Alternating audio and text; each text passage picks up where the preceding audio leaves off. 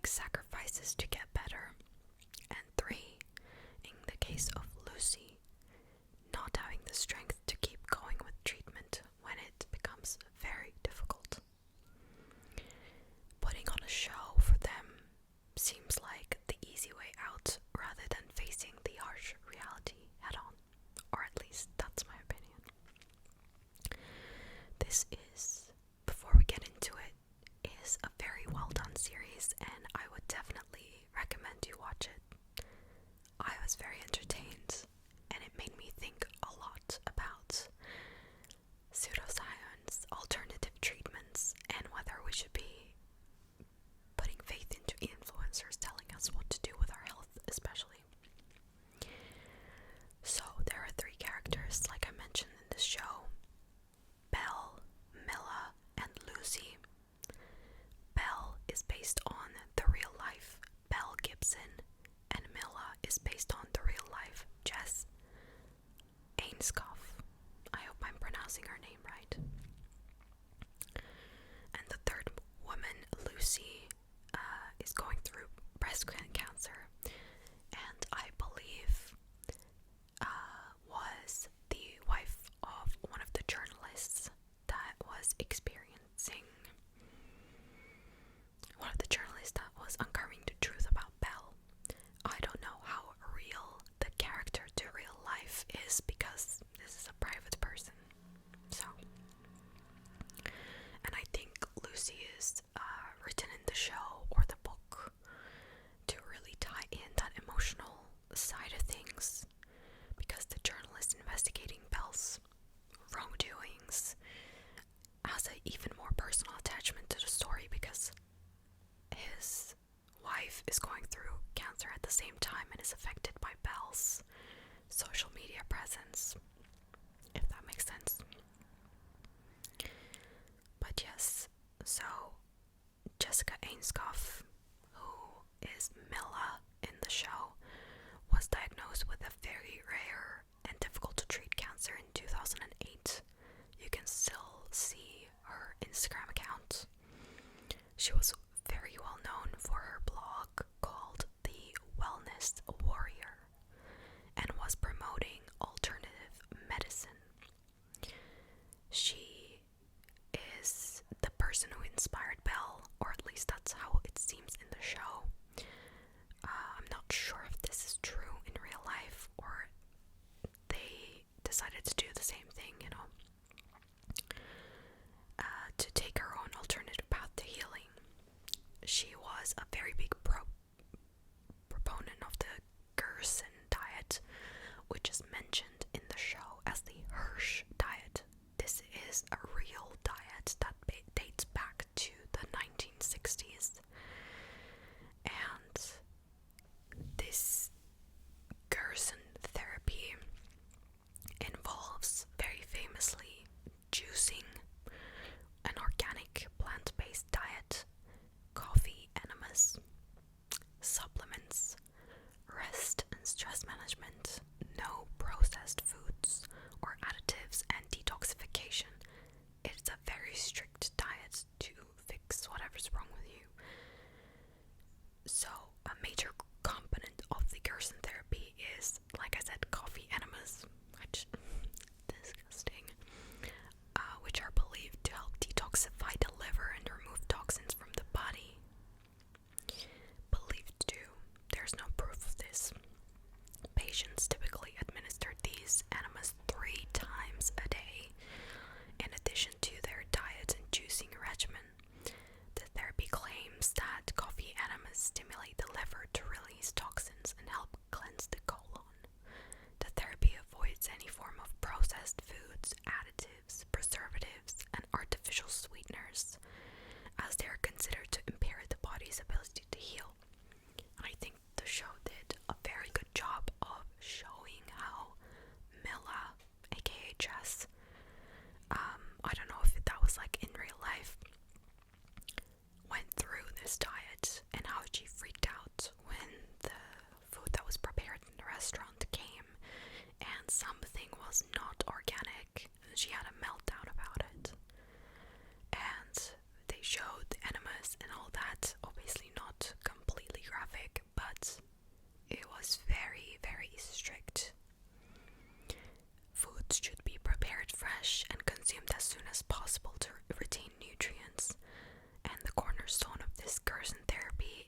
fresh organic vegetable juices, especially carrots and green apple juice, which are consumed throughout the day.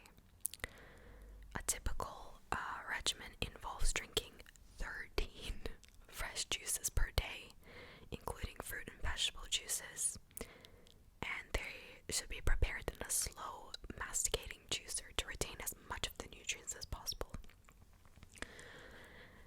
This is a very, very controversial diet and hasn't been widely supported by scientific studies, especially when it's used as a standalone treatment for serious conditions like cancer. Jess, ainscough, and Milla in the show, as portrayed, were using this as the only form of treatment. But doing this can cause extreme detoxification, malnutrition, cardiac issues, electrolyte imbalances, bowel perforation from the coffee enemas, and some people even experienced serious health complications that might have led to their death. You can't really prove this thing because most of the people who take on this type of treatment are already going through health complications and illnesses. So you can't really claim that it was this or that caused their death because of their underlying health conditions. So Jess claimed that the diet was healing her, even though she was deteriorating. She was doing this in real life. This is true. She blogged about her whole diagnosis journey, her cancer journey, which is how she found fame. She had a job being an editor and a writer in a magazine, and she wrote in this teen magazine article, "I am healing myself from cancer naturally. I am ecstatic to report that it has worked for me. I have had no cancer spread, no lumps pop up. They were popping up rapidly before, and I can actually see some of my tumors coming through my skin and disappearing." This is what she actually wrote in a magazine. In every single one of her Instagram posts, and I went to the very bottom of the page, you can see Jess hiding her arm that had the tumors. She was hiding it in every single picture but one. And you can faintly see one of the tumors there. But if the treatment was working, why was there a need to lie about it? Why was there the need to hide her arm if the tumors were disappearing, as she said? She even appeared in a magazine promoting this diet, again pictured hiding her arm. So, this leads me to think she realized it wasn't working, but she carried on lying about it. But instead of the first reaction being, let's be mad at her, how dare she lie about this to so many people, I wanted to think from an emotional perspective from her eyes at that time as she was going through it. I think that her response to hearing her cancer diagnosis, which was an epithelioid sarcoma, was fear, was being terrified and afraid. She tried to do an experimental drug trial at first, and in real life she did a round of chemotherapy which showed remission but eventually returned, and she was afraid of the only other solution which was left on the table, which was the removal of her arm. She threw herself at this alternative treatment and tried to convince herself that it was working.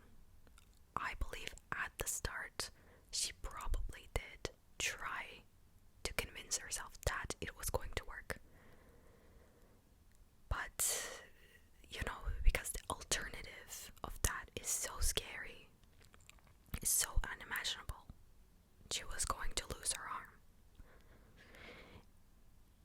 It requires the person to accept the reality that they are going to die. And this cancer that she had was very, very rare. So there was no other treatment option for her. And I don't think we can fully understand how that must feel unless we go through a similar thing. She not only convinced herself into believing that juicing and the coffee enemas and being a wellness warrior would make her win against cancer, but she also misled so many people into believing into the scam and gave them false hope, which is why we can't just say, oh, poor Jess. Unfortunately, there's two sides to this. As much as I'm empathetic, she also caused a lot of people probably to have false hope, to experience pain, and it's the letdown and the disappointment they must have felt when they realized their favorite, like, social media person, their favorite wellness warrior, was actually dying. She appeared on TV shows, on magazine spreads, online with her blogs and social media, and with in-person events, with the self-love and sisterhood tour, which she went on with other kinds of wellness influencers, trying to sell this program to her audience to profit out of it. It's been said that she earned a 6-figure income from her Wellness Warrior brand. What is the most heartbreaking for me is that she eventually convinced her mother to go through the same diet as well, instead of utilizing modern medicine. When her mom got breast cancer, in the show they say it was bowel cancer, but it was breast cancer in real life, she chose to follow the same regimen as her daughter. In the show, the character says something along the lines of, who would I be if I allow my daughter to do it, but if I don't do it as well? This kind of implies that she knew that she just accepted her daughter following this path that was not going to amount to anything, but she just let her daughter do it anyway, and then she did it too. And here, I cannot definitively say that Jess, caused her mom to have the same opinions, but it has been said that she has strongly encouraged her mother. There was always a side to this magic cure that wasn't revealed until it was far too late. Jess passed away in 2015 at the age of 29. 2 years prior, her mom Sharon lost her battle to cancer. While there was no guarantee that Jess or Sharon would live longer if they had taken the route of scientific treatments and medical help, Jess's 10-year survival rate would have been an estimated 49 to 72%, with higher survival rates for people of her age group. So this means she would have lived at least 3 more years. And I don't want to sound like I'm blaming Jess for choosing the wrong option, for choosing juicing and diet-focused alternative medicines rather than going and chopping off her arm.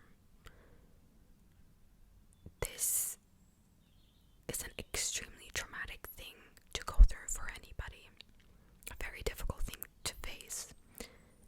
And the people who were claiming to treat her, the Gerson doctors in Mexico, would regularly send her results from her live blood analysis and iridology tests, which were very ineffective diagnostic methods, as well as using a machine called an indigo that claimed to be a quantum biofeedback device.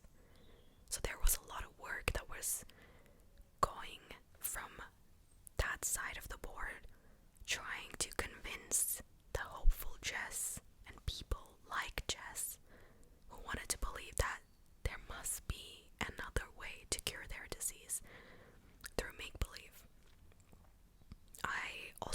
understand why her parents and her boyfriend didn't oppose her more strongly. It was years that she did this to herself, where she could have chosen another option. And I feel like, again, I wasn't there, it's just my opinion. Why didn't they try harder to make her see that it wasn't working? And although in the show her dad is portrayed to be as the only person who actually advocated for medical intervention, in the end he also gave in. When it came to his wife, he again opposed her doing the Hirsch, aka Gerson, diet, but he wasn't listened to. Unfortunately, we will never know how it actually went down. I just hope that he managed to find some peace after the passing of both his daughter and his wife. So this is the story of Jess Ainscough. I'm really sad that she didn't try medical intervention. She did a couple months before her death. She eventually gave in and went to the doctors and did a round of chemo and medicine and stuff, but it was too late.